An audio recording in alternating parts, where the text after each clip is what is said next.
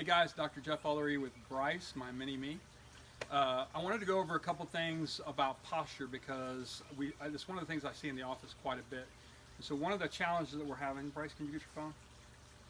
One of the challenges that we have is we're all doing this, okay?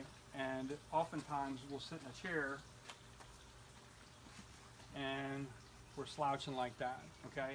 What it does is it actually contributes to a rolls forward posture like this. Oftentimes working out, working at a desk, working at a computer a lot will do the same thing. So create a rolled forward shoulders and also a head forward posture. And so it's very common to see this.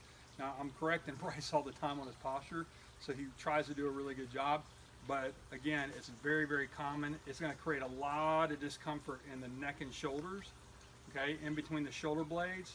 It'll also create shoulder problems potentially if the shoulders are rolled forward like that. So I'm going to show you one of my favorite exercises to do to correct this. And so what I have people do is I want to explain first to the patient that we want to get you with your head neutral. So we want to line up the ear holes, the shoulders, and the hips. And so there's really 4 steps to this, sometimes 5 depending on the patient. So what I do, the first thing I do is have you put your finger, the tip of your finger on the tip of your nose, and we want to get your head back to neutral. So you're going to actually naturally try to put your head back as far as you can go, but almost by like being a marionette and somebody lifting your head up and lightly on your nose. And then you're going to pull your nose far enough away from your finger, just like we're sliding a piece of paper in there. Does that make sense? There you go. Okay, and so he's got his head neutral. It makes a lot of sense to do this in front of the mirror the first time. The second thing you're going to do is when I ask you to, you're going to interlace your fingers behind your back. So do that, please.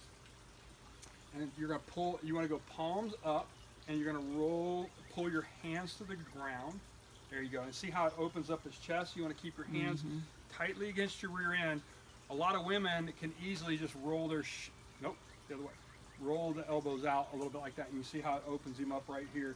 He can even correct that posture just a touch more.